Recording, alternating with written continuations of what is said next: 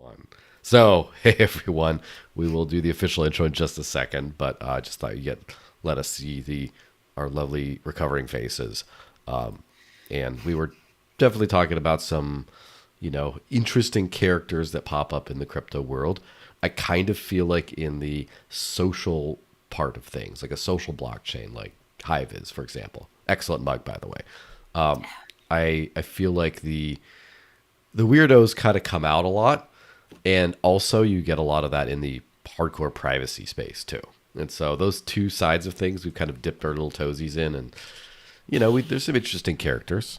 Absolutely. And when you combine them, then you get the interesting characters who believe that they are invincible, and that they have every tool on earth to try and, chase you down with. So it's an arms race of staying as private and anonymous as you can. But of course, that ship has sailed for us. Doing Yes. public talks is a bit of a fail on that front. Yes, it's just like a deal with it thing. It's just like if you push yourself drinking too much the night before work and you can't take that day off of work and you can't undrink, you're just in the deal with it zone. Like, Can't undrink. There it is. yeah, It's the truth of it. just in the deal with it zone. And so it's like the cat's out of the bag. I have two.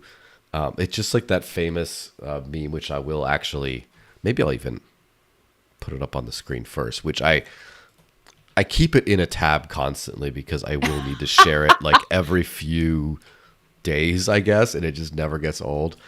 It's your equivalent of the "don't make me tap the sign." Yes. Let me just put that on the screen first. Oops, I actually didn't set that up.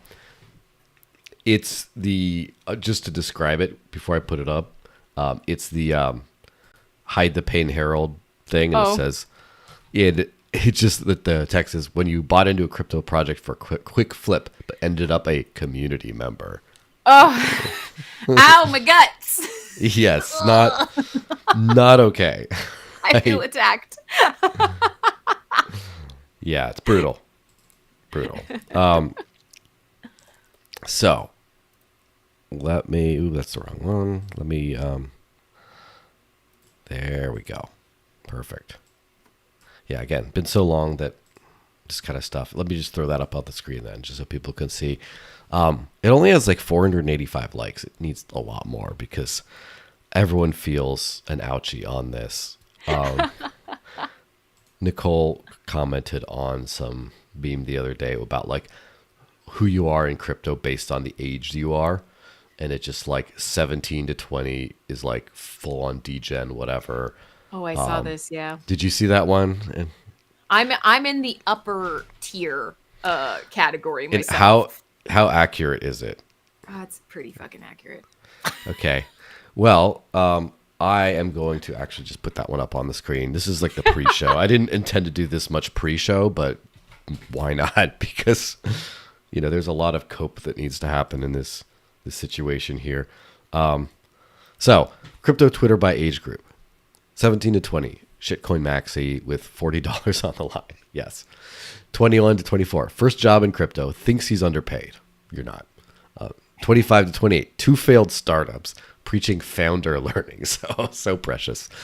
29 to 32, last shot at being a degen, max stress, complete bald by now. Definitely, I skipped over that part. 33 to 36, wants to pivot to Web 2 by now, but no one wants a skillless retardio. 37 to 40, only adult in the room, max cope about fumbling bags 10 years ago. Listen, I have to say that does sort of resemble me to a certain extent, because I do feel like the only adult in the room, but also I've been in crypto for a very long time without very profitable bags. And it is like, I don't really care. Maybe that's max cope, pretending like I don't care. And then the 40 plus one, boss level denial. Everyone he onboarded is a millionaire, now part-time advisor to no-name projects because VCs trust old men with serious faces. I sent that on the cusp. I sent that to a 40 plus old man with serious face who was a part-time advisor to things. I think he laughed. I hope he laughed. So Yeah, I am. I'm obviously I'm turning over that last threshold this year. And yeah, real true. It's the same thing. I mean, we have a kind of a similar journey. So a lot of the crypto that I'm interested in, utility first. And I'm lucky because none of my projects have gone to zero, right? I've picked correctly that way and they interest me. They've become part of my life. But did I have a wild fuck off runner that like gave me ridiculous generational wealth for, like the 17 generations of children and dogs to come after me? No, I did not. So yeah, I'm just waiting. I'm just waiting for my offer for an advisory spot. yeah, It's coming. if you sell out, you can. It's funny because I do know a individual who shall not be named who, peaked out at like 50 million or something like that. Oh, well. And then it was like, oh, it didn't sell in time. Okay, now down to 5, but that's still tidy. Oh, got hacked and everything lost. Oh, it's like, all right, back to the job, back to the workforce, back to the part-time advisor because you have a serious face. Oh, no. It happens. Yeah. Chained to the bottom of the trenches. Yes, absolutely. Well, let's roll the actual intro and then get the stuff going. All right, 3, 2, 1, go.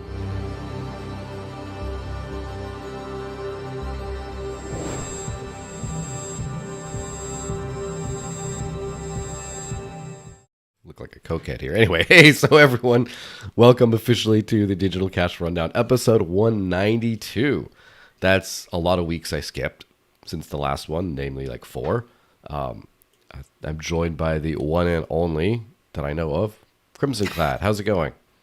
It is not too bad. I do not have the con plague quite as badly as you, but I wasn't on the road for all of May like you were. I got out of it early in May. You continued on. So you just got back from Vegas? Question mark? Yes, which I feel like that would have done it alone. Like I don't. Yeah. Oh, don't touch anything. Yes. Yes, especially not the Lightning Network, but we'll get into that. It's so, and random other comment on the skull mug, which I need more of.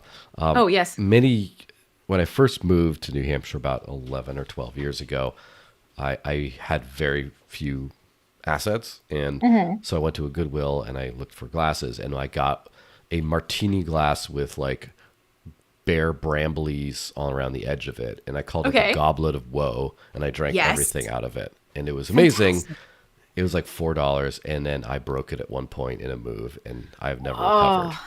So the Goblet of Woe is with us in memory only. Absolutely. And I mean, if I had known, I would have actually set up the bone throne behind me, which sounds horrific, but it is actually a giant novelty Halloween throne covered in skulls that my mom bought me for Christmas, and I adore it.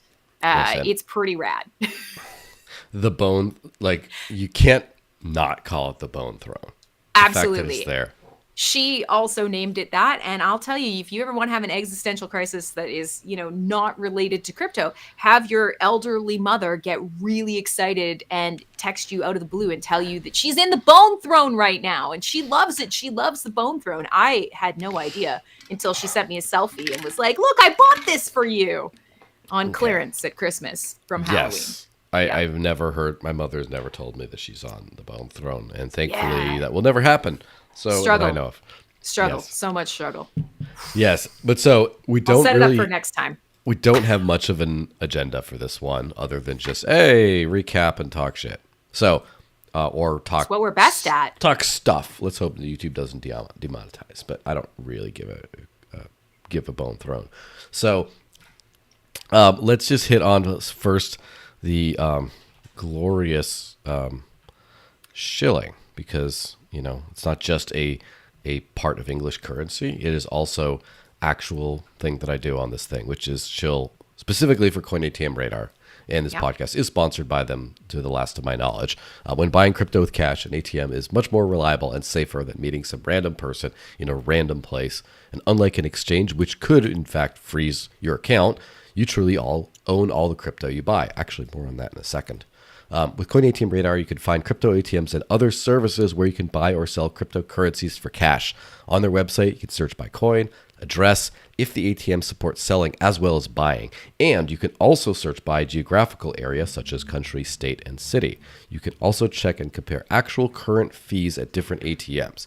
If you want to find more, head over to coinatmradar.com, which is coinatmradar.com or .com, as more familiarly known. So, about the truly own all the crypto you buy thing, that does remind me of, there was a story, I think just in the last week, the California state legislature passed the bill that basically says an unclaimed property thing, where basically if you leave your crypto on exchanges for 3 years without contact or something like that, they just take it.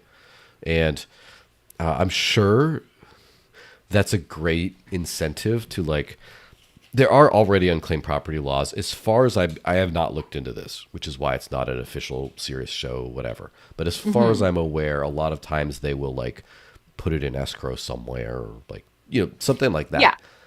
But in this case, they're just like 3 years, boom, time to go. And I can just imagine, like, how many people could be thrown into the pokey on trumped up charges for 3 years just to, like, separate them from their stuff, and then whoops, we'll take it all. It's like, sure.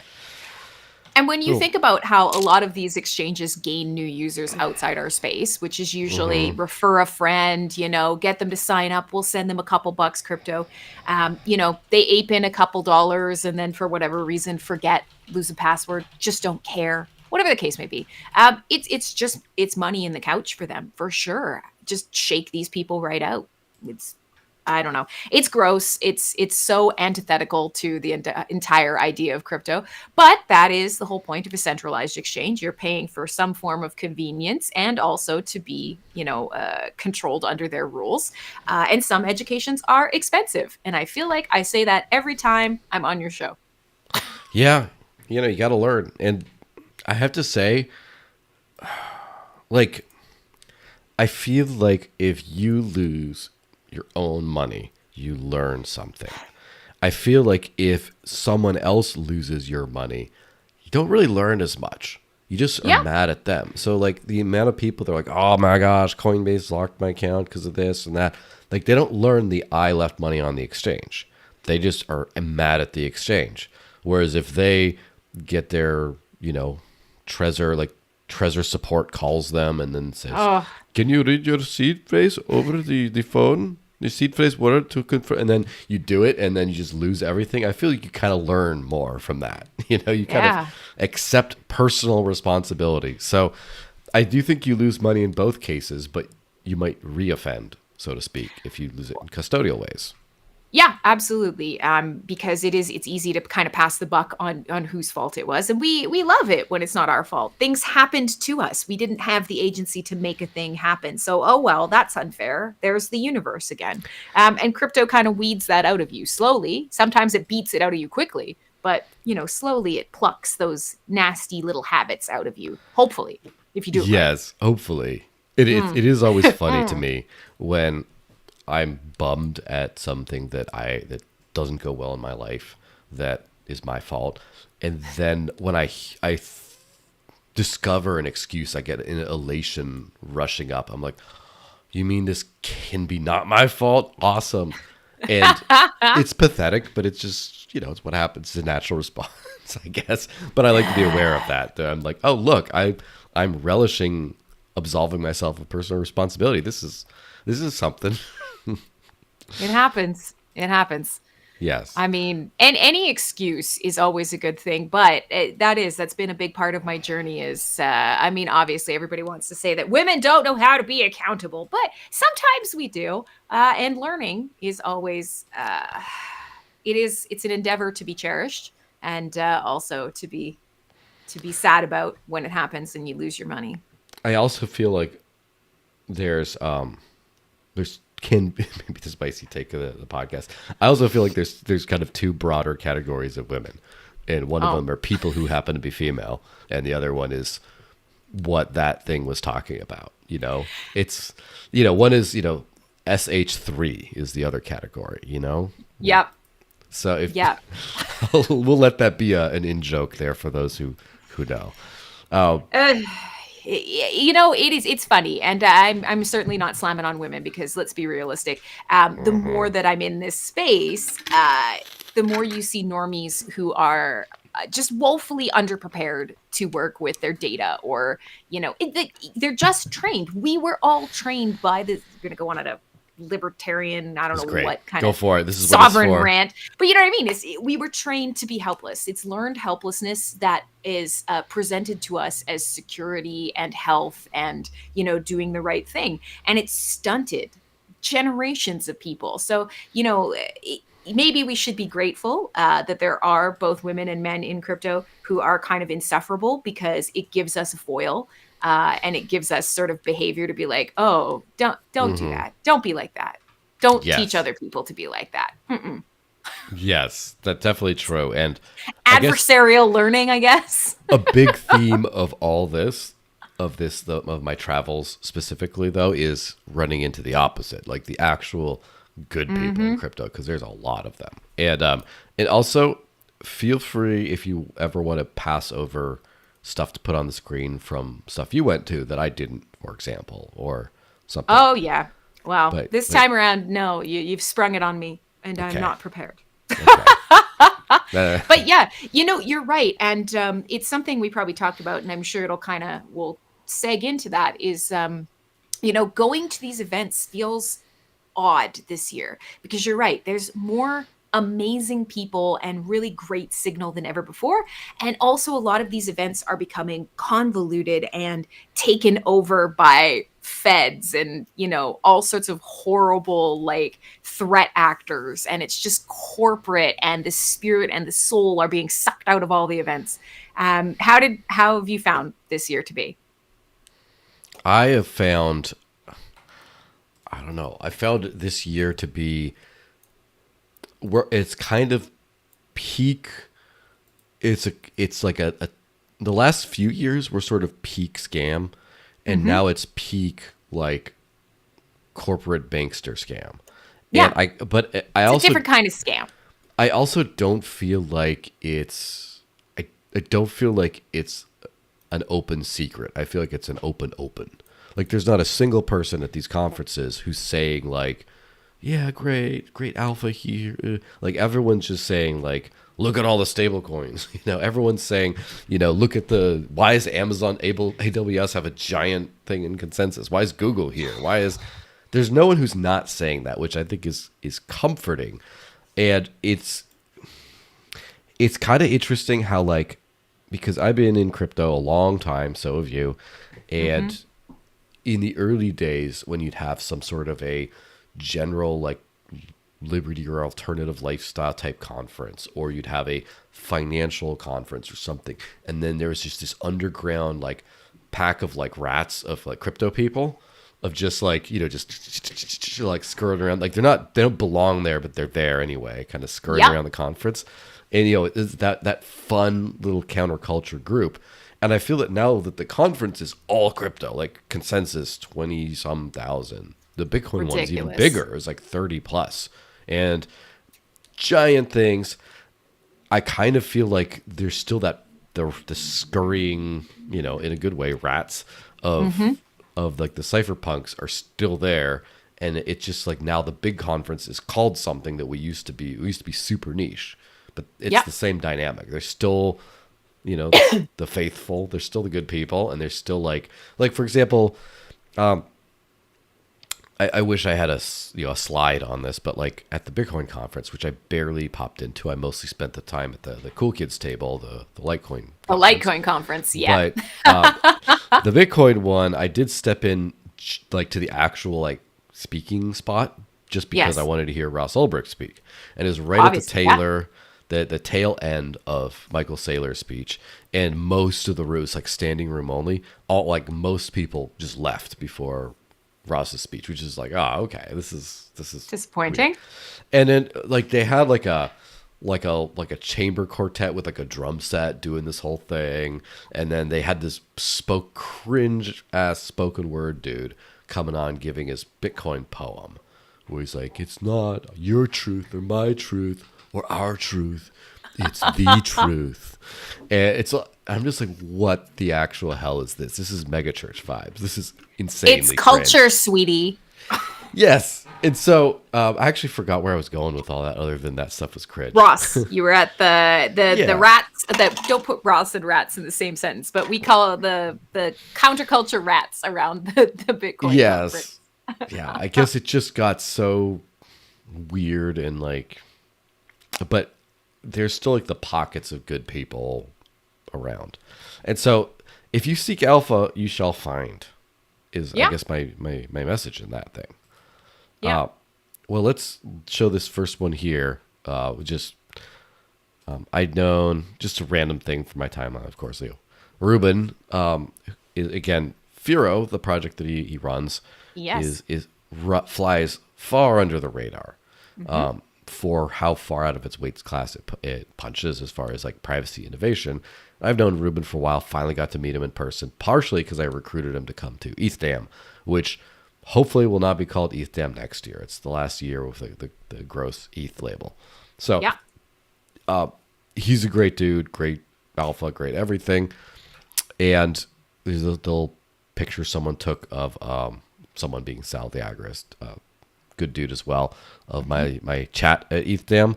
And I will say, let me just call it CryptoDam in the future, right?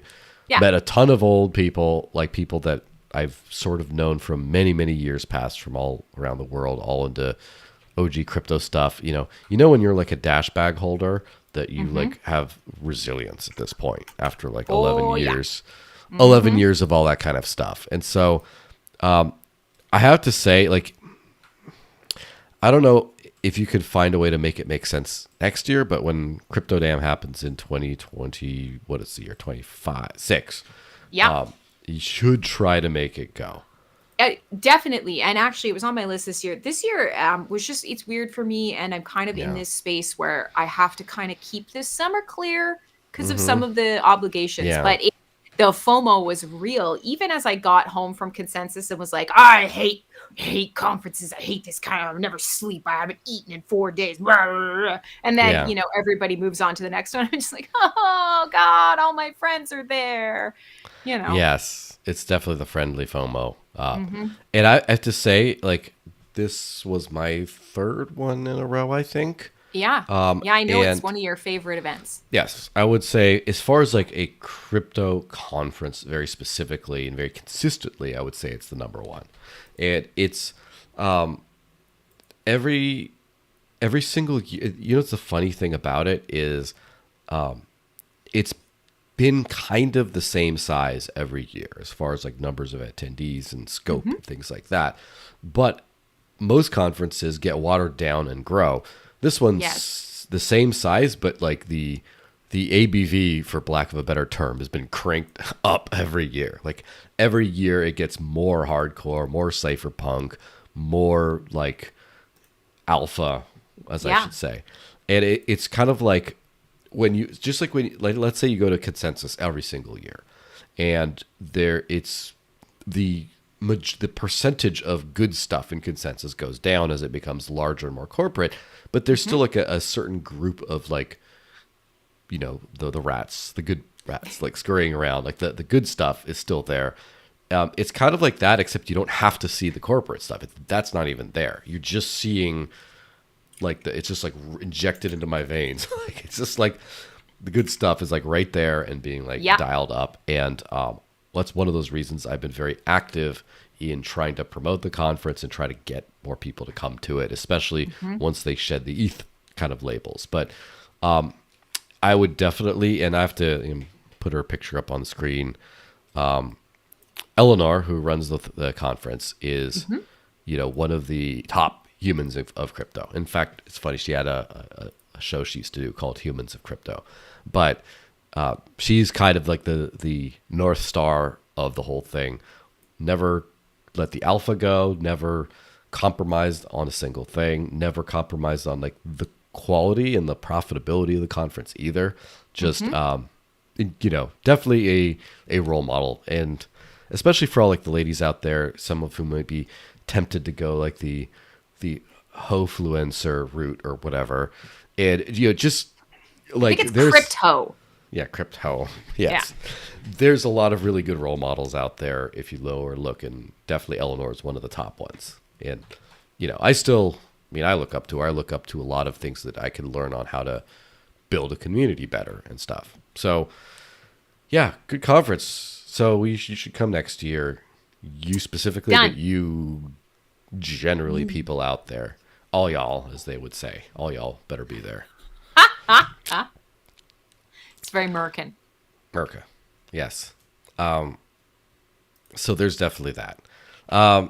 So you, during this time, you went to Web3 Amsterdam this year. I And then did. you also went to Consensus and what else? Start that of the we year, know I of? think, you know what? They all blend together. Same. Because I'm like, oh, what year did I go? What was the last time I was at Rare Evo? Because that's coming up, and I'm not sure. I know the fall is going to get busy for me. I'll Oh, probably no. be at Token. I'll be in the Philippines. I'll be in Malaysia. I'll be kind of doing like the Asian tour. So that's exciting. But I've kind of been watching, and a lot of it, I'm really getting a feel for how conferences are engaging people outside of the space, and that makes a big difference to me in terms of sort of my interest in Mm, participating, because at this point a lot of what I am doing is connecting people, and it's not just connecting builders to strategies to help them actually make things that are valuable, but it's also, okay, well, so we need more people from outside. And this is not a, I need exit liquidity. It's a, no, seriously, this is the right way to live. And we can give this to other I people. just have to chime in that a couple of spaces ago, when I was in Basel, which is coming up, I Mhm. just got moved by the Holy Spirit, as they say, to create a parody of the Lion King song of Oh, Circle that's of right. Life to the Circle of Exit Liquidity. I had a It's friend true. make it and played it as the intro for the space. Still one of my happiest moments in recent times. It And moves us it all. will come, yes, make it will make a comeback. So It, anyway, it does. It makes me like imagine some like crypto bro going out in the street and grabbing some young naive normie, and that massive, and just hucking them yes. off a cliff like the second they Exit get them, like raise them liquidity. up and then that's Yes. that's how the space feels sometimes. And so this may end up leading us off conference talk, or maybe not. But I noticed that a lot of the outreach from the conferences I did, it was certainly really valuable, but a lot Hmm. of the blind outreach this year wasn't somebody just buying the list. Like, how every conference you go to, every industry, somebody has the collection of attendees, and you get spammed with a bunch of crap. This year it was junk casino projects. The amount of like blind contact from just, I'll be shocked if the ones I got last week are still running. Like that kind of project, which makes me wonder, a lot of these conferences, sustainability and revenue flows, like what does that look like? And where are Hmm. you getting people in? Because if you're not succeeding at getting sort of the real upper crust of the industry in, and you're certainly not getting normies to pay $4,000 a ticket or whatever ridiculous price it is. Where's your money coming from? And is this it? Are we really just scraping the bottom of the barrel? Is this maximum cope? Is this conference cope? Our conference is dead. Kind of, I would Mm. say. Hmm. Uh, in some way, they're not dead, but They need they're a shakeup. yeah. It's kind of funny because sustainable business models is all what I'm about, right? Is what I Hmm. like. And Yeah. so if you have a conference that's run like you want attendees and the sponsors pay to be there because the attendees will become their customers in some way. There's some kind of a combination of that. Or like if you Yeah. prime sponsor kind of like Coinbase, no one knows who Coinbase is. 10 years ago, right? Yeah. Or not everyone. And you say, oh, we're doing this big talk. And then all these like noobs coming in are just like, oh, wow. And then they sign up and start being paying customers of Coinbase. And notice like Coinbase is like not at consensus this year.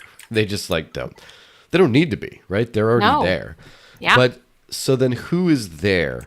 And when you have these mega like finance things that are barely tangentially crypto. Like, who's going to sign up for AWS services there? Yeah.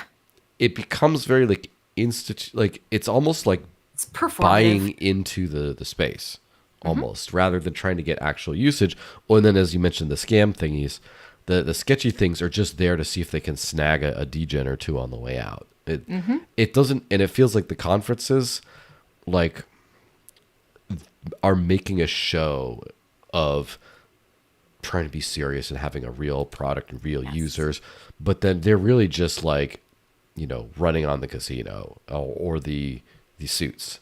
And like the thing is like the meat of the crypto world, which is like my biz dev world, which is like meeting with all these different companies doing real products and real services and making like, it's slim pickings at these conferences, let me tell you. Absolutely. I mean, not them, of course, but yeah. Yeah, otherwise. And I mean, the show floor is always hit or miss, but we did a couple circuits of consensus, and it was pretty shocking to see the spread of what was there. And a lot of it really was, it was basically I tweeted about this. It was, my perception was regulation and compliance were the name of the game across almost every booth. And, that's painting with a broad brush. There were some great people there. So don't at me. Okay. But the bulk of it was every second person that I got really interested in talking to or was learning something from is a crypto lawyer, is working on, some kind of complex foundation company, legal infrastructure based out of the Caymans with, banking and legal ties and, compliance as a service. Very, very telling of where the space is going, which again, I'm never going to say these people have to be locked out of the space, even though my gut reaction is like, no, like it's awful. But at the same time, these are the ways that we bring the money in. These are the ways that we start collecting up capital. We start collecting up eyeballs. It's the inevitable cycle of what happens in any counterculture, you called it, right? Like we start off here and eventually the culture people notice that it's cool and they want to be part of it. And it's no longer counter. It's just shit culture. But before I digress too much, the reality is it's just, it goes to show that we have to be really mindful of how success can undermine what we're building is really what it comes down to. Yeah. It does feel like there's no one knows what to do, really. Like I kind of feel like the crypto world doesn't know how to grow up. They just know that like the suits have to be involved at some point and they have the money and they want to get in. And they're kind of like, I guess, invite them. And I feel like the suits have no idea what they're expecting from this. They're just like, we're here. We like blockchain, stablecoins. We people like money. that. And they just like show up. And I feel like the entire crypto space has no idea what it's for right now as a whole. Like we know what we want out of us idealists know what we want out of it. But the whole space, like everyone's been running on in like token issuance, like inflation. I mean, obviously for the models that have fees, I should say. And there's no revenue anywhere. And then it's like, well, then there's like Solana and a couple other things that do have great revenue. It actually works as a business. But then what's their business? It just scam. It's like, okay, well, but that can't be what we're about. So then it's just like you know what? Supply chain on the blockchain, man. Or like, and then eventually it's just like, oh, are we just stablecoin rails? Is that it? And it just, no one knows, everyone knows this tech, what it can kind of do. Everyone knows it's going to be super important. Everyone knows it is the future, but no one knows what that looks like. And they're just still trying to kind of throw enough money in the vicinity to see what comes out of it. Yeah. It's such a weird sort of mishmash that we're stuck in right now. And it reminds me of that Twitter or that meme format where you're like, is this a thing? Where you just smash, like, like on the blockchain, is this a thing? Like, did I do it? Is this?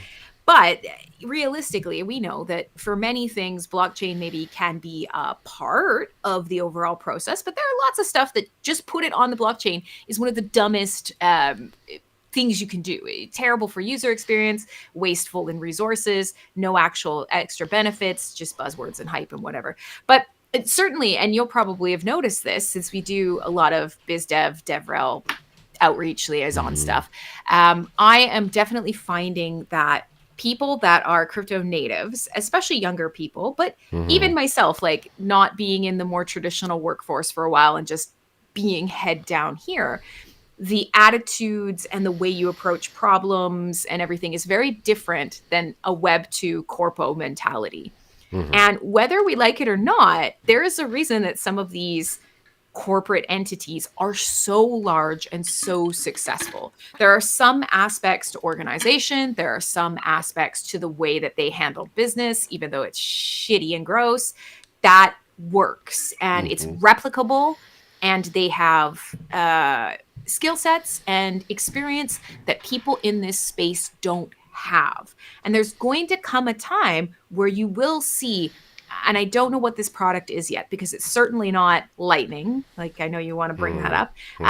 But where you get a Web 2 minded person who has built something in a cutthroat, high level C-suite corporate world, who also really gets why you need blockchain and applies it to all of the culture and, you know, fast shipping and move fast and break things and disrupt the structure crypto mentality.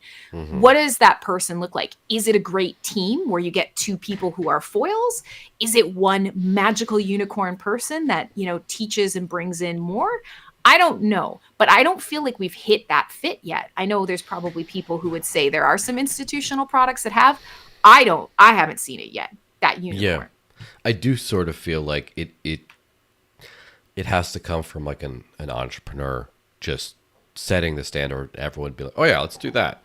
Because right now we have these crypto native people that either all they know how to do is scam.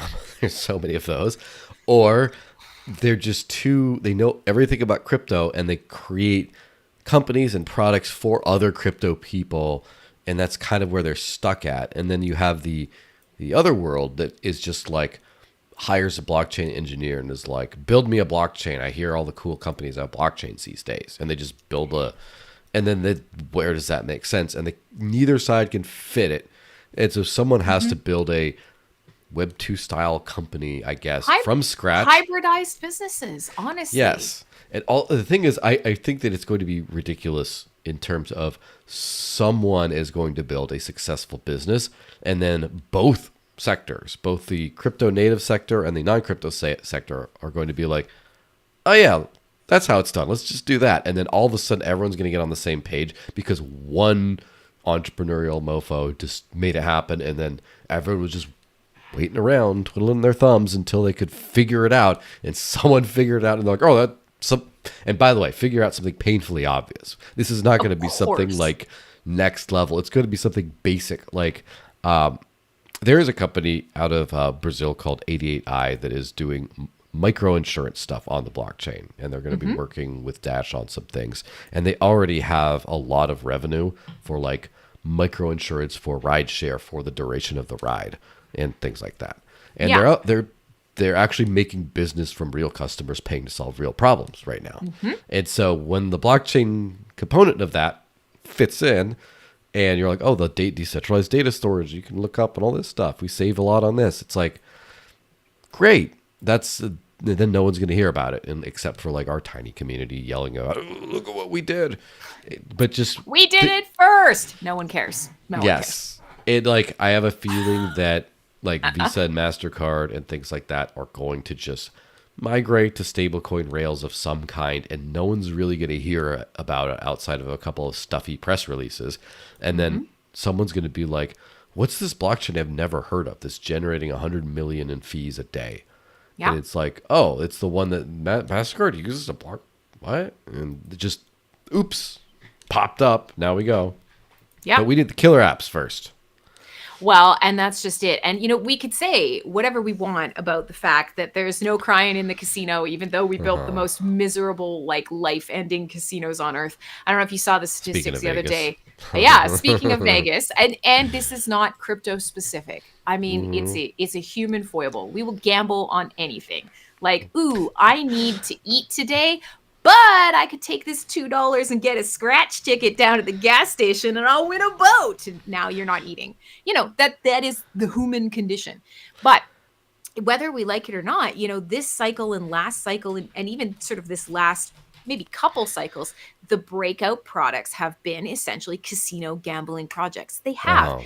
Just today, X announced Polymarket integration out of nowhere, like partnership. So now you've got the entirety of Twitter becoming a crypto casino itself. Like, it's mind blowing.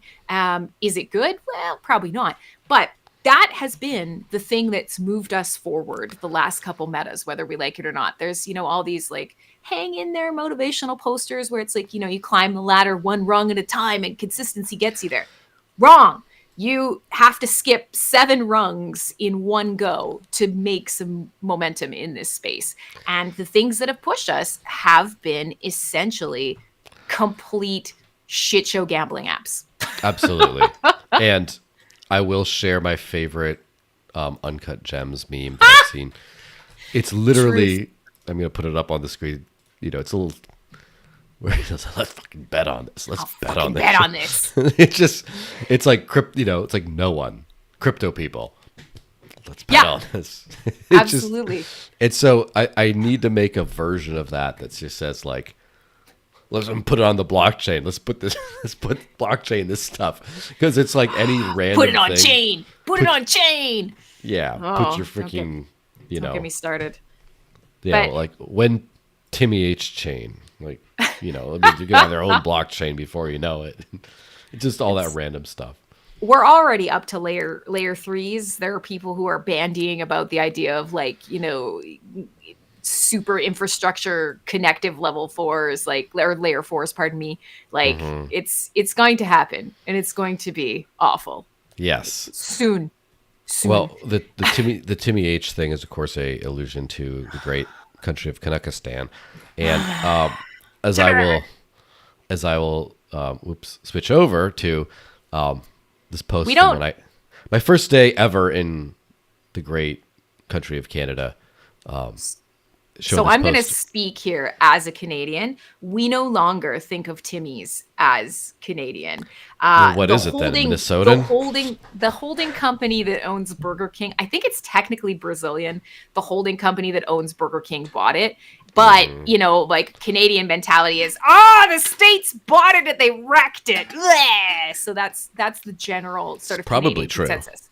But we also have Stockholm syndrome, and we continue to go to Timmy's while bitching about how the U.S. room Timmy's, even though it's just part of our cultural connection. So long story short is you did not get the goated version of Timmy Ho's when you went. I didn't get any Timmy's because I'm a little bit more of a snob than that. I went to a local spot. Did you go to Waves? Oh, okay. No. Some local spot. It was called El Pacho's coffee shop. Some like Perfect. Ukrainian girls with septum piercings were running, and it was quality coffee. What can I say? Perfect. But as I highlighted the Grizzly Bar poster, it says "Go Canuck yourself." I just thought that was pretty funny. And so We almost gotcha. And then highlighting the picture of us with the other famous Canadian influencer, Scott C. Business, Scott Cunningham. I said some of the best Canadians in crypto, which is true. There's guys are on the DL sometimes, but like it's. I was just gonna say, you said the other influencer as if I would be in that category. It's funny you say that because last night I had a very interesting crypto Twitter interaction where a gentleman, I'm assuming, maybe not,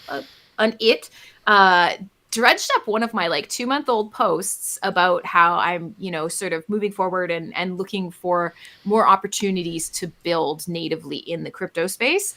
And I can't remember what I said, something like, where are we going and who's coming with me? And he immediately was like, you're going to prison and then the election chair and then hell with all the other influencers. And I was like, oh, Cool You story, took bro. the I word out of that entire thing of I'm an Yeah. influencer. It was so interesting, and that's the state of the space. So, but certainly, I'm definitely learning that we all influence each other quite a bit, and we don't use that term at all anymore. And the ones that you look out for are the KOLs. Dude, I got They're the called. ones you look out for. Someone I work with called me a micro KO the other day, and I don't know how to take that. I mean, maybe it's a positive. It You've was got some good reach. it was phrased positively, but I didn't know what that was until a year ago. I never heard that term until the last year, and it's New it's meta. grosser than influencer because at least influencer is a real word where everyone gets influenced, and I'm an influencer. At least it's like like at least the word means something. Whereas like Right. key opinion leader, I'm like, well, I lead my own opinions. Who else's opinions do I lead? And am I a key one? And what is a micro KOL? You micro key lead opinion. It's just rebranding. Remember how we went from like crypto to Web3, and now Yes. everybody's really icked about saying Web3, and Yeah, well, just not wants some women that I know of, but yeah, true. The women in Web3. We need more women yes, in Web3. The women. Get them in. yes. We need to talk more about the Web3 in women, though. That's right. You know, No. bring it out. Oh yes, the internal Web3. But it's a rebrand. So KOLs and KPIs and all of these terms that again were taken, maybe not KOLs, but in general terms that were taken from like Web 2 useless marketing bureaucracy that gives someone who is trying to like fumble their way into a BD job of like opening up Telegram chats. They just stole some jargon from a middle manager who's already been replaced by AI and just tried to make it stick on crypto Twitter. Yeah, and the funny thing is like being a big time influencer or KOL or whatever is supposedly a bad ROI to sponsor because I believe it. you just never get anything from it. Whereas if you sponsor the micro KOLs, as I'm told, their audience actually takes them more seriously. Whereas like no one watching the big ones really takes them seriously. Well, and so, I think our experience is probably really common to Twitter. And for me, especially like being on alternative Web3 social media is what pushed me to Twitter. I had no interest in it, but it became like, okay, I'm doing a thing. I see cool people. I use cool tools. I want to talk about them and I need to go where people are. Let me go meet the market. So over to Twitter. We lived through many cycles of crypto, but we've lived through many iterations of Twitter. And in the early days, every large account that kind of still has, I don't know, OG cred was botted. That was normal. You bought your likes, you bought your follows. But especially now, there's plenty of things you can complain about Daddy Elon, and we do, boy do we. The bots are slowly being stripped off the platform. They're coming back as fast as he can kill them. But one thing I've noticed is these people who used to have ridiculous amounts of likes or have huge accounts in terms of follows, the engagement is weak.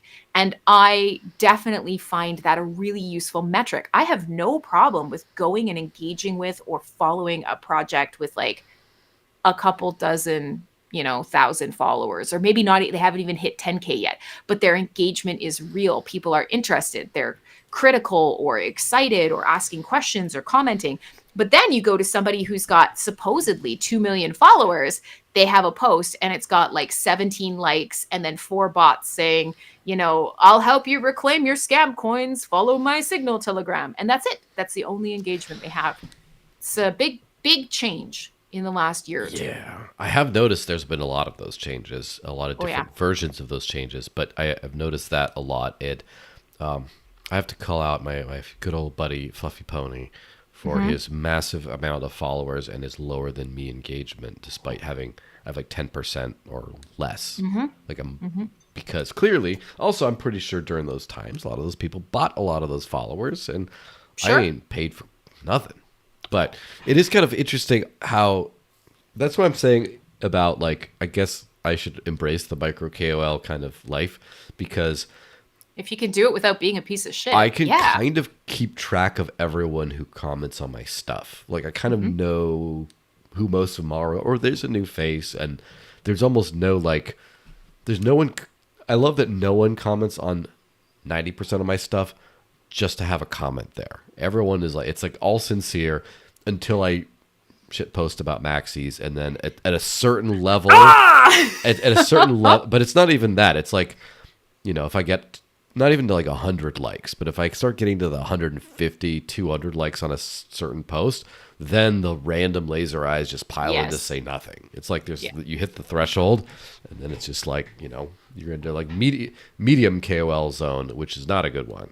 So yeah, it's it's interesting because I run a couple of accounts. Like I run my own, and my own I haven't puppet confirmed. Yeah, it's oh shit. But you know what I mean? I do, and I run a couple of wider reach accounts. One is 40,000 and one is 120,000. Yeah. And even with those, they have a lot of genuine engagement. Even with those, it doesn't take a lot to kind of go through and hide the shitty bot replies report. Like, is it frustrating? Does it take up an extra 5 minutes per post? Yes, absolutely. Is it the bare minimum of what we should be doing to kind of clean shit up if we're going to keep using this trashy, like, traditional media? I think so. Maybe somebody who does have, another Canadian buddy that I really like, Not So Fast. I always comment on his stuff.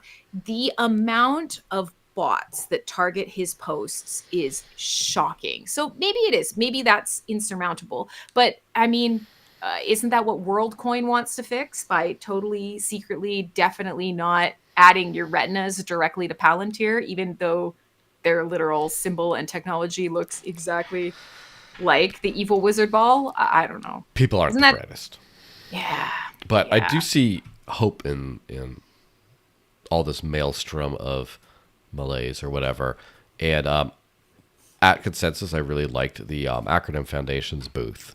The strip mall, the all Doge go to heaven poster, which I actually have in my room. I have one of those. I have to put it up. Look. And are you gonna show it off? Well, I'd have to open them, and I'm hesitating to do so with my beautiful blockchain video stickers. I'm going to. I have the Crypto Wars, which I'm pretty sure is going to go up back here, and I couldn't resist getting the Die Hard for the Yippee-Ki Yield mother fudder. Yeah, like the creativity that went into this stuff was pretty great. Yeah. I've also got some Dash merch back there. Oh wow! Wonder where that came from. So that was the bright spot of the thing, because like there was very few legit businesses at Consensus. There was a couple, and then shout out to the Swap Kit folks, because they're building in all the cross chain stuff.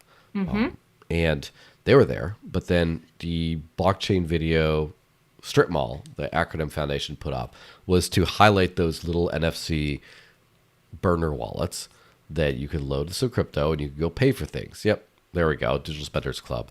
And so I have actually used this a couple times this week, most recently to buy Chipotle. Highly recommended. But also the burner cards, they're great. They're a great idea. Honestly, when we talk about what's the easiest way to just put crypto in somebody's hand that they can just go, they could touch it and then go spend it. It's crazy how much, sorry, normies, they get this. They get this. They don't get the rest of this. This makes sense. Yeah. So, and which, by the way, small teaser for a future video thing. I got a Zipto card. This is that's the vault card? Yes. And it's a heavy metal card. Coming. Yeah. And it's it's good, basically 2FA for your wallet. It works great. So I have to do a little review about it. But again, when you have a physical thing, people get all like, "Ooh, this is real." It's not just nerd nonsense.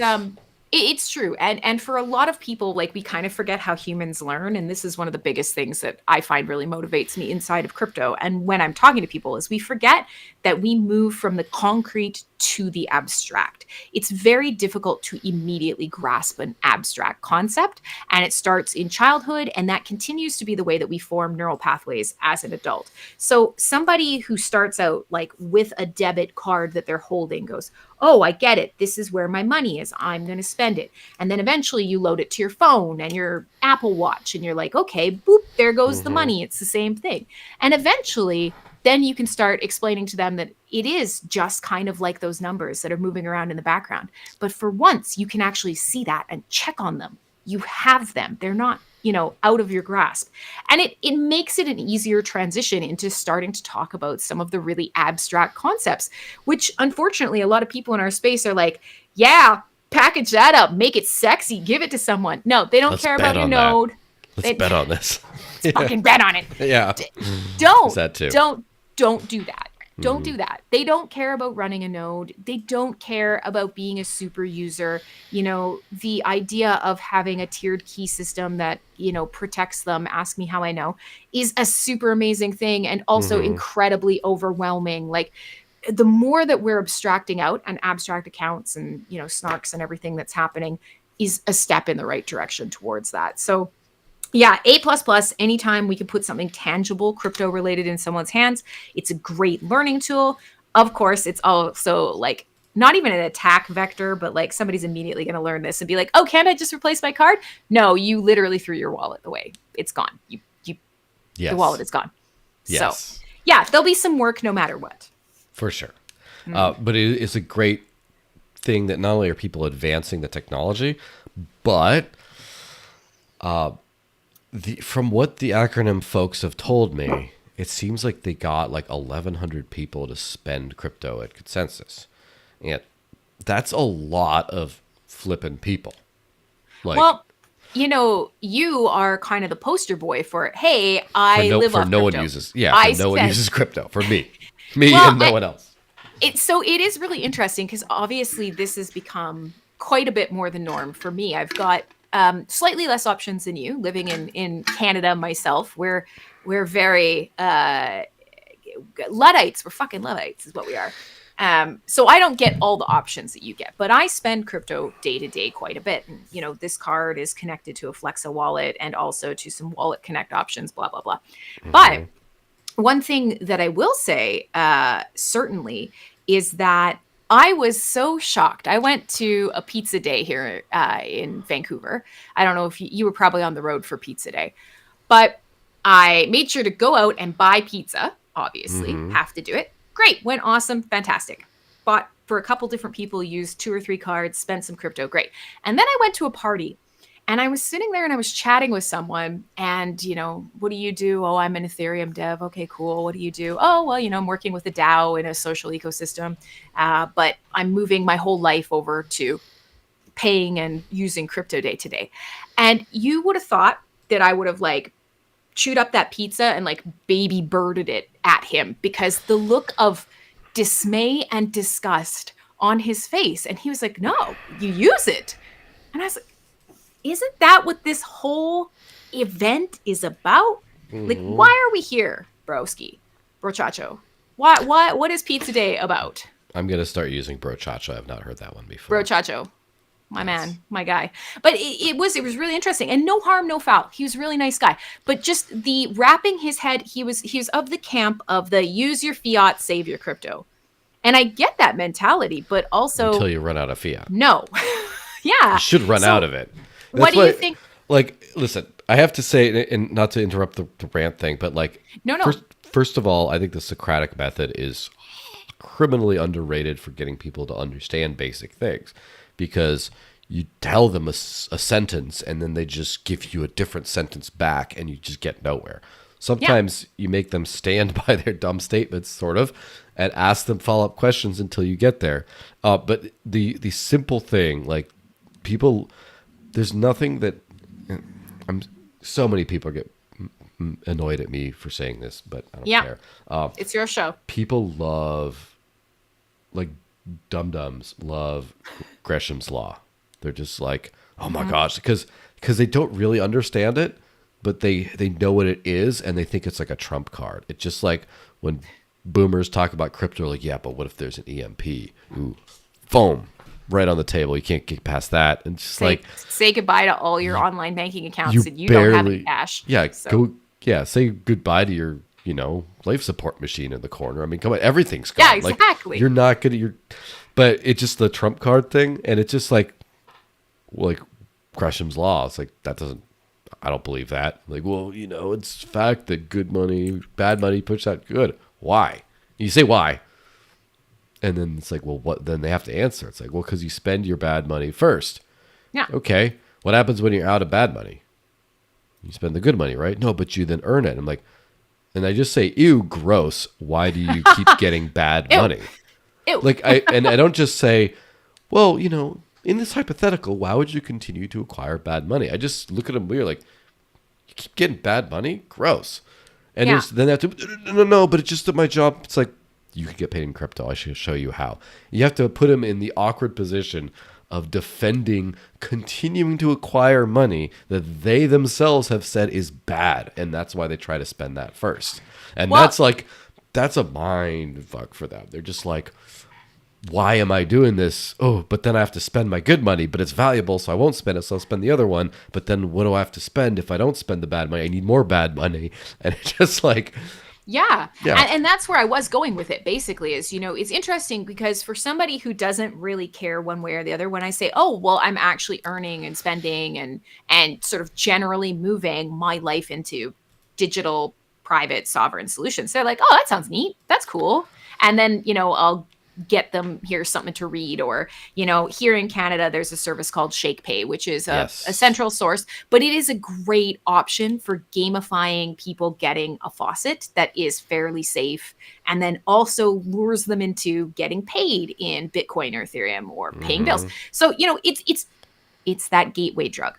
But when I encounter people in our space who are like, no, I certainly haven't had an answer that I feel like I'm going to sit and argue with them with. So I'm think that take is excellent because it's the truth. You've literally said that this money is useless. It's being inflated away from you. Your value is being taken away from you. Why do you hold value forever? Value is made to be transacted. It only is valuable if somebody else wants it from you and you can exchange it for what you want. Yeah. And that was where my start in crypto came, was I got some Bitcoin because someone paid me back for that pizza. And then I was like, this is awesome. I want more of this. And then if someone said they'd pay in Bitcoin, I'm like, really? I'll do that job. I'll give you a ride to the airport if you give me $5 in Bitcoin. This is great. Like, then the idea of like you get more, and it's just not like, oh, I log into my Coinbase and balance my portfolio with a couple clicks. Like, no, just like, it's like how base is it? And like base human is, I like shiny thing. I will acquire more shiny thing. I will engage in trade to acquire more shiny thing. Yeah. Why does it have to be more complicated than that? Like, people complicate themselves they scam themselves. Like, they get themselves scammed by being like, well, it can't be that simple, and therefore I still have fiat. Like, you don't have to. No, and you know what? It is totally fine if you want to pursue fiat to flip into crypto or to flip into things you want. That's fine too. It's just, it can't be sort of the baseline where you say that, I'm in crypto, but it's just you're sort of hoarding some of it, and you're not watching your time preferences, and you're not paying attention to your rights, and you continue to just, undermine those to get fiat. And it means you're still mentally valuing fiat on a level that is above crypto. That's okay, but you need to be aware that that's what you're doing. And do you want to modify your behavior or not? It's on you. Yes. Yeah.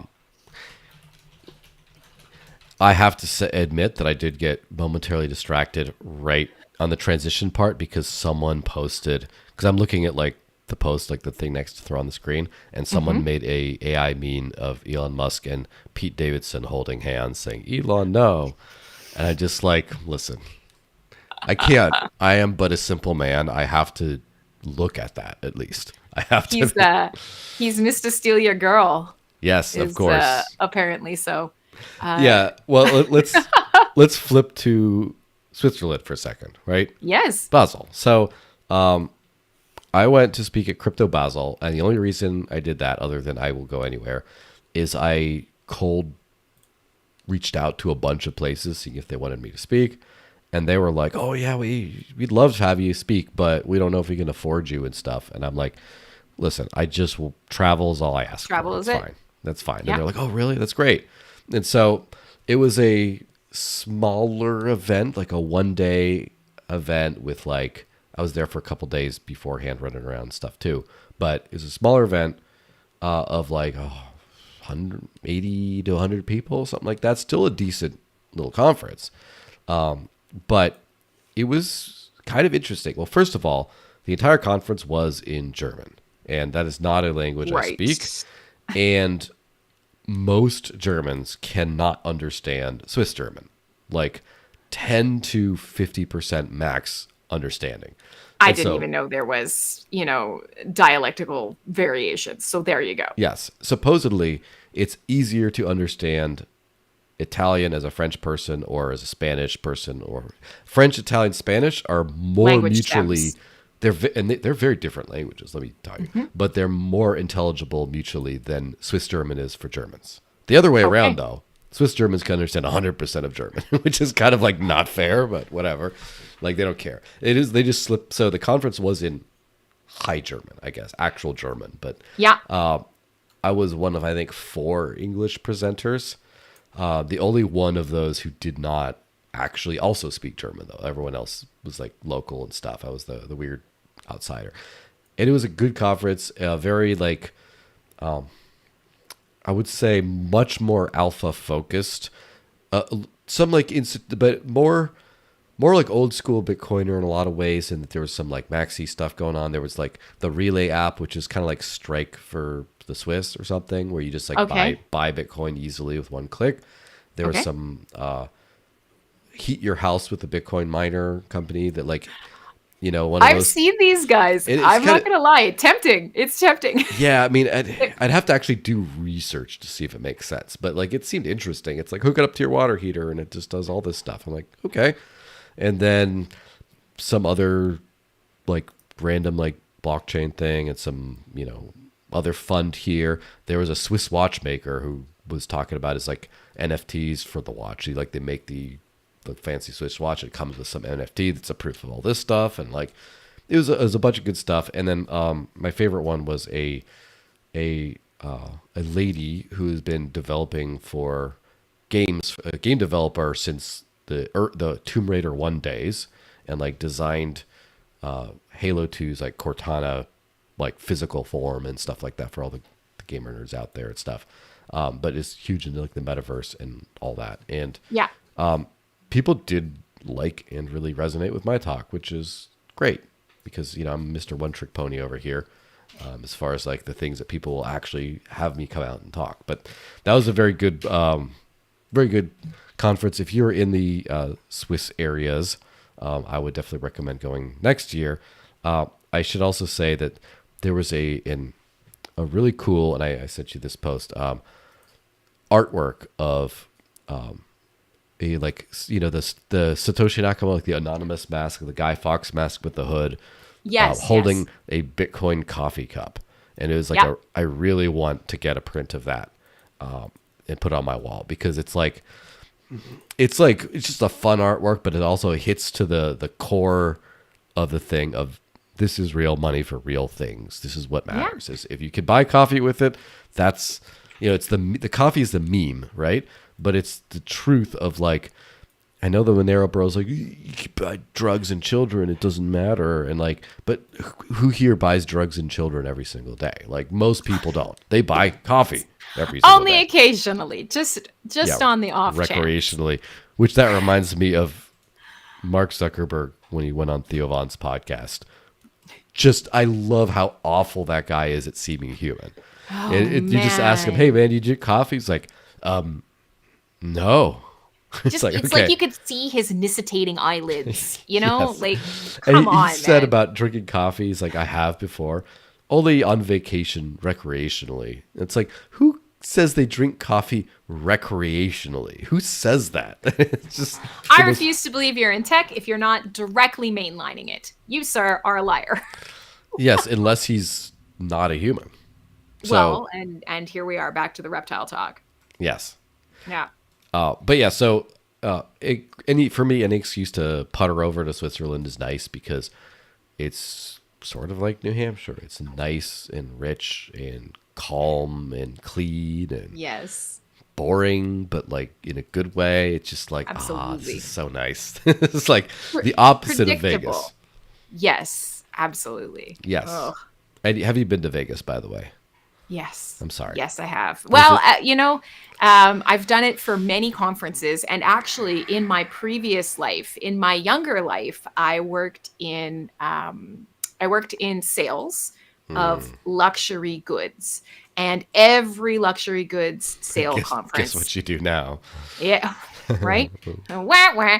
Um, but that's what I did is basically commission based sales of very high end luxury items, and every one of those conferences is in Vegas. And if you want to see the absolute dregs of human behavior, go to rich people conferences, Mm-hmm. or like jewelry, car. Mining equipment, like just anything that prints ridiculous amounts of money. They will go to Vegas, they will throw a conference, and it Mm-hmm. is blood curdling, bone chilling, bone curdling even. Oof. Just gross. It's yucky. But I think that's just the behaviors that Vegas brings out in people. So Yeah, and it's maybe. funny. There's people I like who love Vegas, and I can't reconcile that. To me, it's just like the whole place smells like heated up urine because it's just all over the streets and like Yeah. alcohol It's and changed a lot though. I don't know when your first trip would have been. um 25 years ago or something. Oh Is yeah, a so you've seen the old Vegas because my yeah. parents were degenerates, so I always used to go along. You know what I mean? Like they love gambling. That's their thing, and So they so they'd really get like what you do. comped. Yeah, they'd get comped trips, and so the kids, that was back before the resort fee. You bring the kid along, you huck Oh him in the God. pool, and they don't get to sit in the casino with you, but they're over at whatever. What were we? What's the one? Circus or Excalibur down in the basement had a huge Yeah, whatever. But remember that. it was junky and gross and kind of old, but charming in a way. You kind of you recognize that this is like a den of inequity and sin, and like, Mm-hmm. and we'll go home. Now it's this shiny facade of like performative wealth. People come there to Mm-hmm. look rich while making themselves, morally and financially destitute. And yeah, you know what? No hate to Vegas if you like it, but no love from me particularly. Yes, it's a very interesting spot. I would Good say. people watching. Good people watching. Yes, it is. It's great people watching, especially because on my way out, I left on I think the 6 a.m. flight. So Yep. I'm checking out as soon as I could at The 4 a.m. grannies in the airport Well, still gambling at the freaking gate. it's like it's that, but also it's like the uh, bachelorette parties are coming back from the club at the same time. And Mm-hmm. if there's ever been a citywide coordinated walk of shame, this was it. It Oh, it I think I knew is where I beautiful. got old. Was the last time I was there. Maybe not the last time, but I was there for Splinterlands. They threw a really cool sort of ecosystem Nice. bash. And I checked into my hotel and I turned around and I was like, oh, there are some labia. Okay, well, I see that I did not get the no pants memo. And the more you look around, you're like, yep, there are some more here. There they all are, just hanging out, Yes, and just that's the hanging difference out. between Vegas and in San Francisco. Is in Vegas, they're at least the host is at least still alive. Oof, oof. So that's the darkest. Let's see if this gets past the YouTube ad filters because Let's. that's about the darkest thing you could say, but it's couched in other things. Oh, But anyway, might be a seg though. What do we seg into what's dead on Lightning Network. the Let's get a Lightning Lightning Network. Network? It's great. Perfect. There it is. It's So planned. Square at the Bitcoin conference announced Jack Dorsey's company announced that they're going to be rolling out Bitcoin acceptance through the Lightning Network to Right. basically all of their terminals, I think worldwide or at least in the US, Mm-hmm. and within 6 to 9 months or so, and with Yep. merchants the option to settle directly in BTC or fiat. And as I pointed out, in 2014, I do remember when Square offered Bitcoin on-chain payments, online only, and they said they were debuting a terminal, and then that was 11 years ago. I just didn't hear anything. And Yep. now it just, I don't know what took bros so long, but like, before, what's your take on that thing? All right, sort of the time to market or Lightning in general. Or just this particular event of Square getting on board with this? I think it is great because it is zero development overhead in the long run. It doesn't the idea that it's going to change the mind of a normie who happens to see the like supported network logos flash up for 14 milliseconds while they're already got their money in their hand and are smashing. It's not going to do shit. But it means that people who are already looking for infrastructure to take Bitcoin, okay, you've got it. And for people who are maybe not Bitcoin centric, they're starting to see, okay, wait, we can do this. We can do this. We can have crypto in regular point of sale terminals. So I think it's a win. I think it's a I was going to say a penetrative win. It's a penetrative win for the space. But unfortunately, it does mean that a lot of people who get onboarded, their first experience for peer-to-peer cash or payments is going to be Lightning, which sucks. That sucks. Yeah, well, there's a lot of, I guess might as well just segue into the next Lightning piece of that, which is the food that I didn't keep down for other reasons. But you didn't get to keep. Yeah. Yes, but it was with me for a time. So I went to Steak and Shake, paid with Lightning. It worked pretty well, and I have to say my kind of insights from that are, first of all, I used Phoenix Wallet, which is the ultimate compromise in that it's kind of they kind of can't take your money, so it's not really custodial, but it's completely managed and has fees and stuff, and it's also connected to the largest hub on the network, and wasn't available in the U.S. until recently after Trump got in because they felt it was safe to come out again. And so, but it's still like the gold standard of, it's the worst, it's the best of a bad bunch, right? And scan QR code, paid, it worked perfectly, right? Yeah. No problem.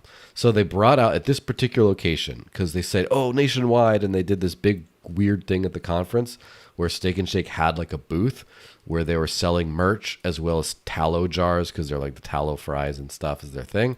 And they had a bunch of girls in cow costumes going moo and dancing around. And it was a little cringe. But despite that, only one of them, like 4 locations in Vegas, actually took Bitcoin. And thankfully, I had intel, someone on the inside, to figure that out. So, because again, I'm not going to be the guy who says, let's film paying with Lightning. They don't take it. It's a scam. Like, I'm not going to be one of those bad faith mofos. I'm going to try to find the place that lets you pay and try it out. So this place, they had a separate tablet from the machine. I guess they just didn't have the whole thing. And they just pulled it out. It had a QR code. You scan QR code, it pays, it goes, yay. And then they press something on the main machine and it's done. Which is exactly the kind of experience I have locally with my local merchants that raw dog the crypto. They take it directly and hold it, and several different ones. So on the one side, it's a very kind of semi-primitive type experience. But on the other side, it's not very much advanced past 2016 or 17. But on the other side, it's like a major chain that's doing it, and hopefully a lot of locations, and hopefully the staff is trained, and we're getting there. So it's very exciting in some ways, and it's a little bit of a nothing burger in some other ways. But I'll take the very exciting. Oh, for sure. Absolutely. And I mean, for, some of the ecosystems that we use, Lightning Rails allow us also to use other better crypto, which is a bonus. So yeah, for me, transacting in HBD off the Hive blockchain, like I've been using that a lot actually because of this, new integration, and because it's made things a lot easier for places to take Bitcoin. So I love it personally, but it also does. It just, people in the back of their head now will hear, point of sale takes crypto, and they will think about, oh, can I add that to my point of sale? Because everybody I want every possible way to pay. I want every type of money. Me, money, give money, me, money needing now. And so, that's highly beneficial. It's just somebody paying at point of sale. If they don't already know they can use crypto, they literally will not care. There's nothing about that experience that's going to tell them, go get a crypto wallet and use crypto. Now, it's really good to show, like, oh, this is something normal. We can do this. It's great. Yeah. it's the choice of lightning is kind of interesting because if there is something that like let's just you use the Hive example, right? If something took HBD, any HBD capable wallet would be able to pay that probably. Like there's not a lot of ifs, ands, and buts. Say same thing for well, I wouldn't say on-chain Bitcoin because all the different addresses and formats and stuff. Yes. But let's just say Litecoin. Let's just say Dash for sure. Let's just say Bitcoin Cash. You could say Digibyte. you could say stuff like Ethereum and Solana, although people don't pay with the gas token. It gets weird with all the stable coins and tokens. So let's just forget that. That's where it gets complicated. But with Lightning, your ability to pay wildly varies depending on which service you use. That's and true. I think that at some point, someone's going to say, "Hey, I want the Lightning thing. I want that, but I also want other options." And then that side by side will be like, "Oh, okay, this is way better." And that's kind of where we're at because we did sort of pull. So I went with Callisti of the Bitcoin Cash ecosystem, who's a great dude, and also Nicole or Nerd Girl. And we all, and then some other Bitcoin Cash friend kind of that just ran into there. And so it was like the four of us using crypto to pay. Then the Cake Wallet team happened to show up for lunch as well later, and they all paid. And then there was a couple of random Bitcoiners from the conference, including some boomer from England who didn't believe in spending it because Gresham's law and stuff. Again, forget about him. But like almost everyone, like I would say 8 out of 10 or 7 out of 10 used the Phoenix wallet, right? And it worked great. And then like 1 or 2 out of 10 used Wallet of Satoshi, which is entirely custodial. It's just like a bank kind of, which sucks. And then one guy failed because he connected his own Lightning node to his like mobile app, and he couldn't get it to work because of course you're running your own infra. You're like it's gonna. There's no logic. There's no like 100% logical reason why it needs to fail, but it just is going to. Yeah, absolutely. And you're not going to know how to fix it on your phone in a rush in the lineup at a Steak and Shake. Of course you're not. Yeah. Yes, and so I think that it's going to be interesting because. I think that what Hive is doing with the V4V app that allows you to bridge to a Lightning payment in just a couple seconds is a great thing. I'm working on a similar thing for the Dash Pay wallet, so you could do take advantage of the instant settlement to do something like that. And the fun thing about all that is if you have your money in something like Phoenix, it is very like hardwired into the node and everything. Expensive to put in, expensive to get out, all this other stuff. It's not even pure because you're sharing a channel, which is a multi-sig with someone else. So even though they can't steal you, they also can't not steal either. Like it's not perfect custody, right? Right. But if you have wallets like V4V and then Dash Pay, hopefully in the future, where you do have full self-custodial control over your coins, and then you can pay Lightning that way. Now these become the better Lightning wallet. Absolutely. Yeah. And now you start to be like, oh, what else can I do with this? And it's a great springboard. Like and my whole like living on crypto thing, that's gotten a lot easier. Now if I have one self-custodial wallet, I can, or two or however many, I can have a rando download, and they can not just spend through these weird intermediary type things that I like to use, or have to use, I should say. But they can also spend at like a good 10% of all random merchants around the entire country or around Canada as well, and parts of Europe that have Square. And it's just like, oh, this is so much like this is why I don't know. I would have to look back. When was the first time when I started predicting that this cycle is the early majority adoption cycle, and the next one is early mass adoption cycle, where you're going to see within the next 4 years. Now, I was saying 5 or 6 years a couple of years ago. Yeah. You're going to see a lot of people paying crypto finally. Like a lot of people. Maybe not like 50%, maybe like 5%, 10%, but a lot of people. Like a good 5% of payments on some places will be coming through. And people didn't believe me, but then now all of a sudden you see these Here we couple of are. big things. It's like how many, it's you're starting to get these wins on the board, and we're still in the waning bull year of the previous cycle. Wait until 2, 3, 4 years from now, we're going to see some fireworks. And so, like, Yeah. watch all the people who were talking smack about, oh, you don't need to spend it, be all about, oh my gosh, you can spend it. But Yeah. that's just my own saltiness, maybe. I don't know. It's possible, honestly. And I mean, I'm sure all of us think about sort of that I guess it's not really relative risk. I don't have a good term for it, but the idea of like, okay, I want to live the lifestyle now and I want to use it now. And I'm weighing that against the FOMO of my belief that every crypto is up only forever. NGU, physics of the next cycle. I get it, but I mean, it's no different than thinking about, okay, well, are you going to use your fiat now, or are you going to put it in some shitty little savings account? And potentially, like, if you save enough, you could do a big thing with it. Life is for living, and currency is for spending. And you have to spend currency to live life in most scenarios. So I don't really think about that, but I do think that's going to be a mentality. And I'm not sure if it's because crypto's still early, or the perception outside of the space and even inside of the space is still very store of value focused versus digital cash focused.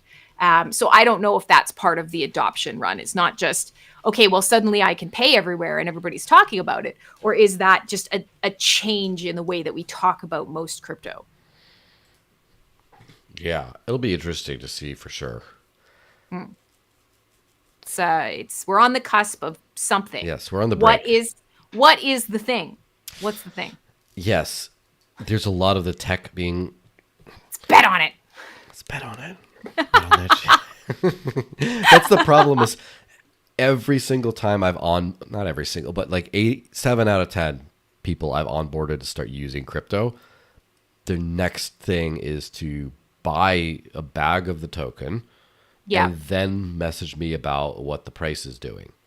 And I'm just like, that's not the point. Like, it's your fault. It's your fault. They just go right to, Can the devs do something? Let's bet on this. They go right to like the degen thing. It's just like, Yeah. It's just like, you give anyone any nice invention. It's like, how can I use it to whack off? It's like when the brain goes like right there. I'm like, oh no. 100%.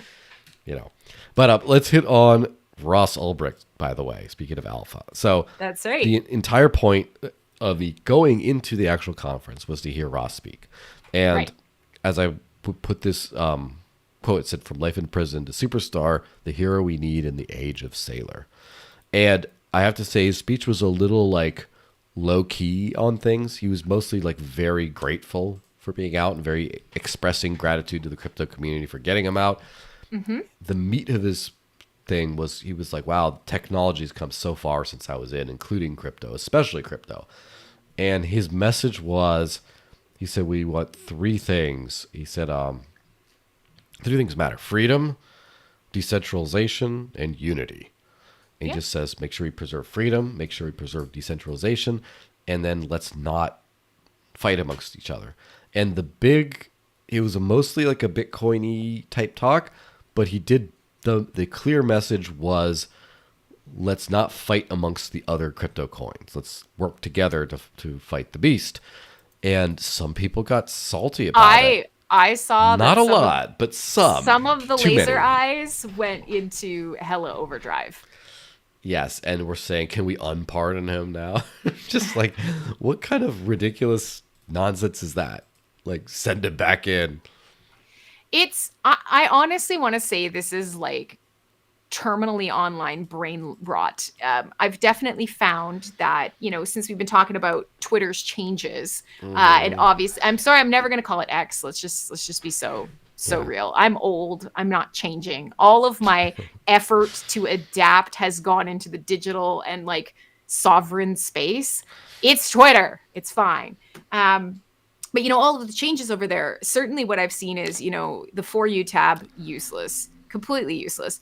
And vitriol and hatred and drama is unsurprisingly the thing that gets pushed the most. It's the thing that Mm-hmm. gets engagement, and people have modified their behavior. So, you have people who maybe would have a spicy take that they would word in a reasoned way.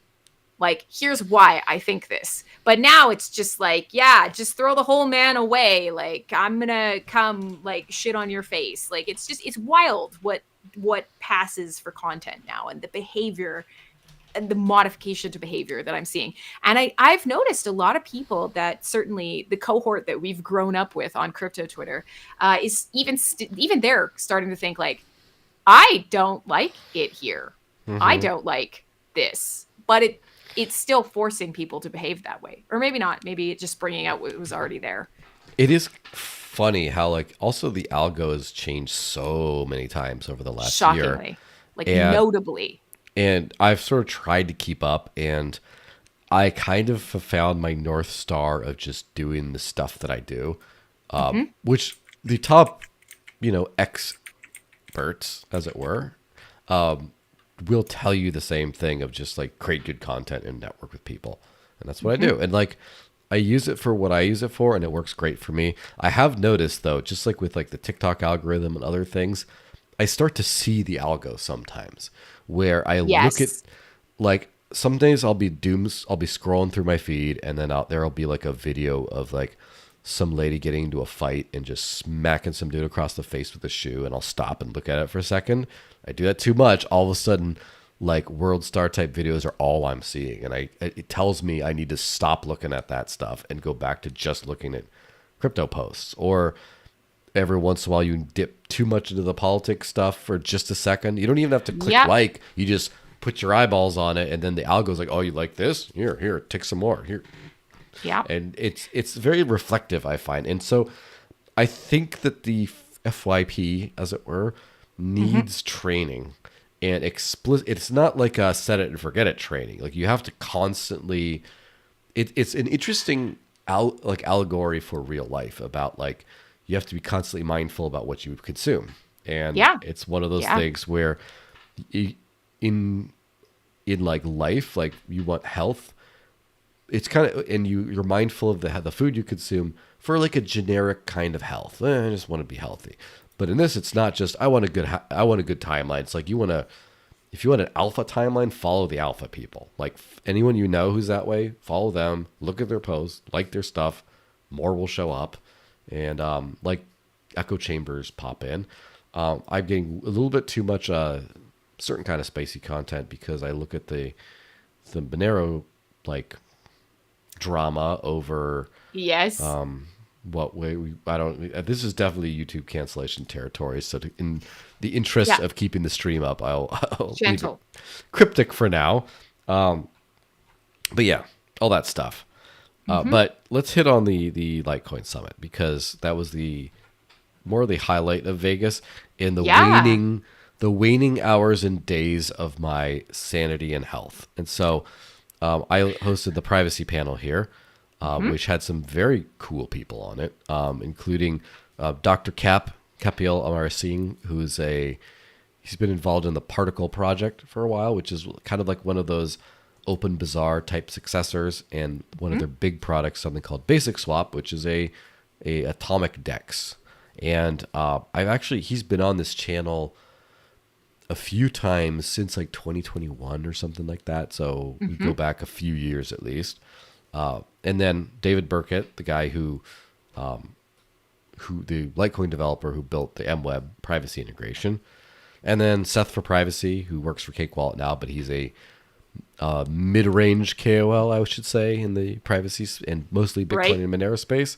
Right. And yes, and then Justin Berman, who, as far as I am aware, he's the lead Monero developer for the privacy overhaul called Full Chain Membership Proofs. That's a couple years out, but it's being worked on. So it was good to share some time with those guys and do some other stuff. Just lots of Right. cool people at the conference. Again, not very hardcore on the Litecoin side, but plenty. And did you see this video I sent for the last post yet, or are we going to experience it all together for the first time? Let's just see. Which one are we talking about? It's the very last of the posts, the one by Aztec VMCer or at Circle of Crypto. That guy. Oh, The video. yes. Yep. Right. Yeah. Well, I'm probably gonna actually like play it for the kids at home because it's You may as well. And I will say, A plus, excellent use of bribery. yes, excellent use of bribery. All right, here with Nicole. What does hard money mean to you? Well, it's hard money if it's got a vein in it.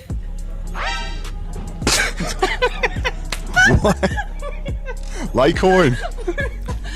The rest doesn't matter. It's just we're there for the money shot, right? Perfection. And yes, as it were. I did my little thing and then was like, just giving a quick little quip, and she seemed to enjoy that. And I'm like, I'll buy you lunch if you say it. She's like, deal. And just went up and did it, and it's still the best piece of content from the entire conference. Shockingly, only like 102 likes and about 5,000 views. I kind of think it needs to go viral, but like some of the best viral content doesn't go viral. That's always the case. I mean, honestly, I don't want to say talking about having a good, big, throbbing vein in something is highbrow content, but perhaps it is. Perhaps it's too advanced. Well, it's fun. That's the thing, is crypto is boring and scammy. And I think if you make it real and honest and fun, I think you attract good vibes. Like if someone says like, what is hard money? And you're just like, all this weird high-minded stuff. Got a vein in it. Well, first of all, you should, like my part where I just said basically like, you can't mess with it. No one can change the supply. You can't take it from you. It's just yours. I'm like, okay, well, that's like the alpha we need. And then there's the irreverence we need about like, you said hard. And so I kind of feel like that's the, like, I don't know if you've noticed the account Gen Zcash, which has been promoting Zcash in Yes. very TikTok influencery kind of. I would say they're doing a great job. A little Yeah. AstroTurf feeling, a little forced in some ways, but they're doing a good job. And I think we need more of that in an organic way, where you don't just hire a company to do a bunch of this stuff. But it's Yeah. better than nothing, by the way. I think it's fantastic they're doing it. I'm not talking smack. But we should be all doing engaging content and not I just know, the same. but then we have to go to those places. And so this has been a struggle for me personally, as somebody who just really hates traditional social media. And it's Hey. one of the reasons that like my embrace of Twitter is I want to be here because people that are smarter than me are here, markets I'm interested in are here. I have to go where the market is for the stuff that I love, like boo. But TikTok for me, I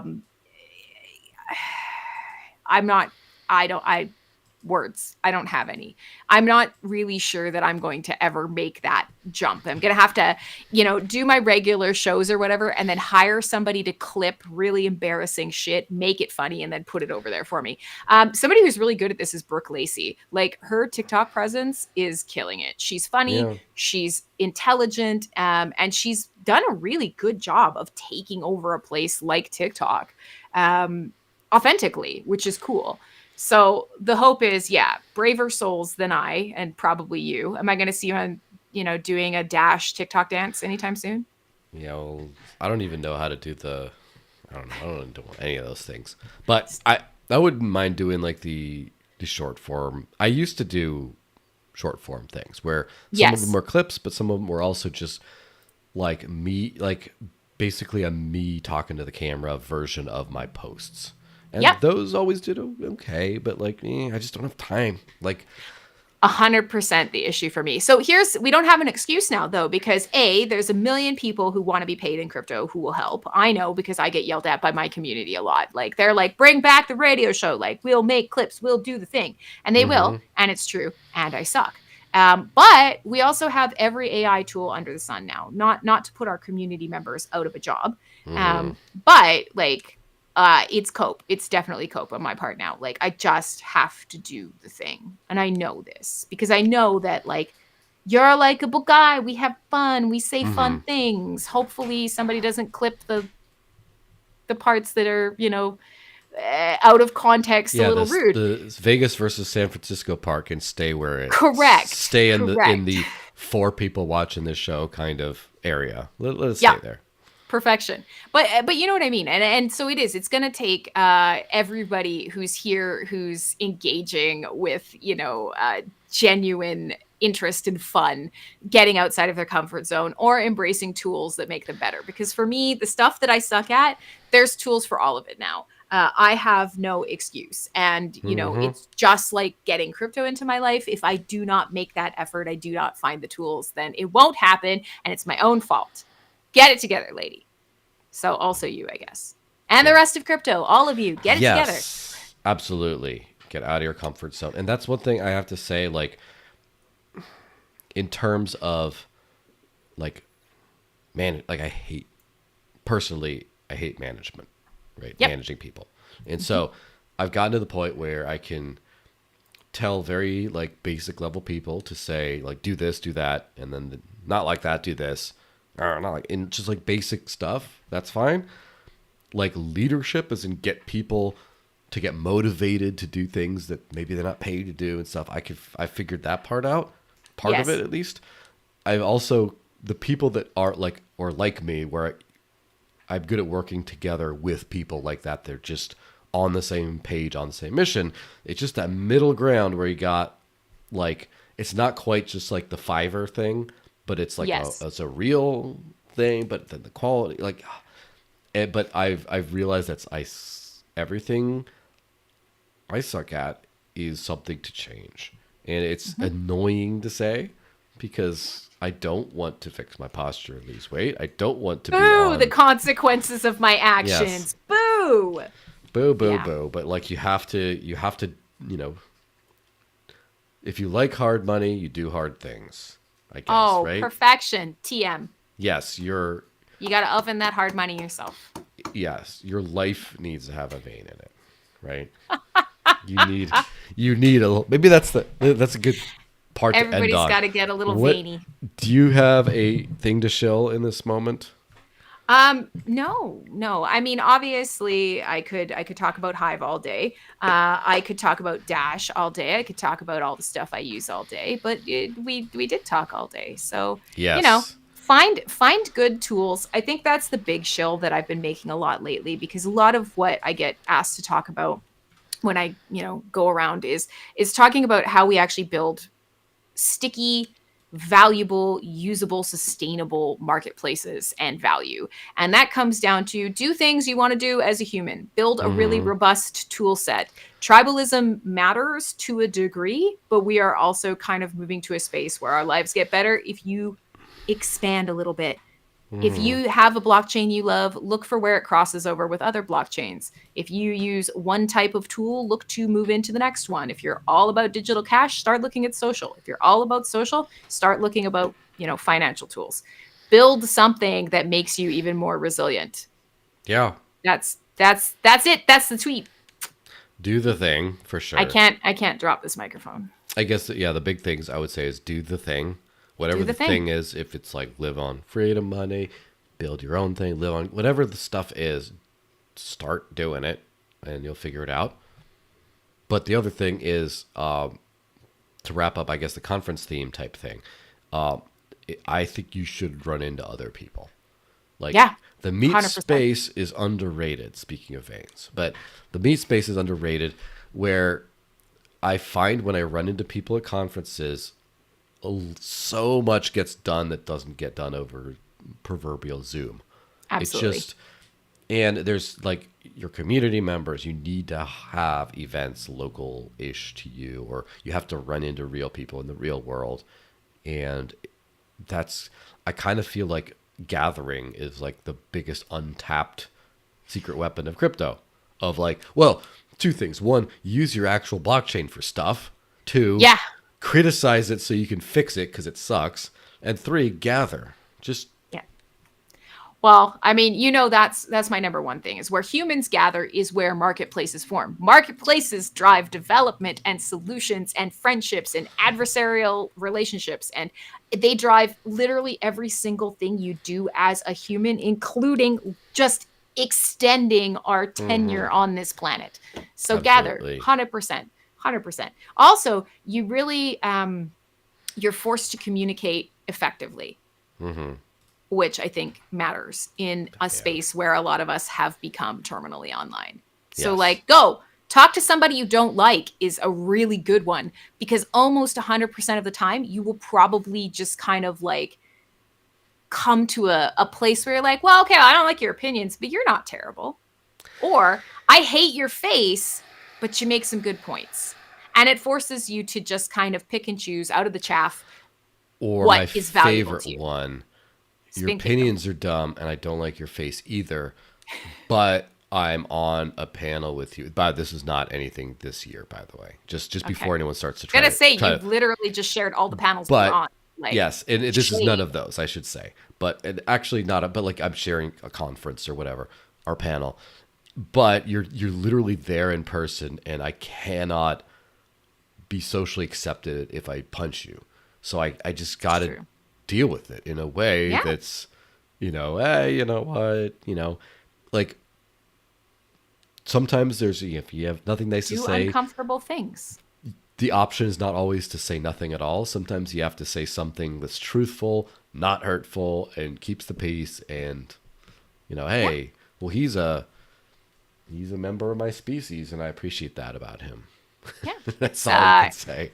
That's that part of that learning to communicate thing. Do uncomfortable things, push your boundaries, develop Yes. your skills, and be a net benefit to the human race. Yes. Follow this person the goal. on X/Twitter at CrimsonClad, and watch all the. Feel free to ping her if you don't get enough content. Just say, I need more. I'm getting bullied online this week about it, and I agree. I went through a stretch of like 500 back-to-back episodes over the course of 6 years, and now it's been a bit of a gap. So getting back to it, you can find me at a bunch of conferences. He'll be there too. I was saying the other day, you're kind of like my work wife, and I'm sort of like your work husband. So that's always good. So find us at conferences, talk to us about freedom, learn how to use crypto, tell us we're dumb, and show us other cool stuff. You We're will cool be with all correct, that. at least in my case. Yeah. Yes, Yeah, and feel free to bully me. Just not only me. Oh, am I allowed to start commenting on your food choices when we go out to spend our crypto? Yes.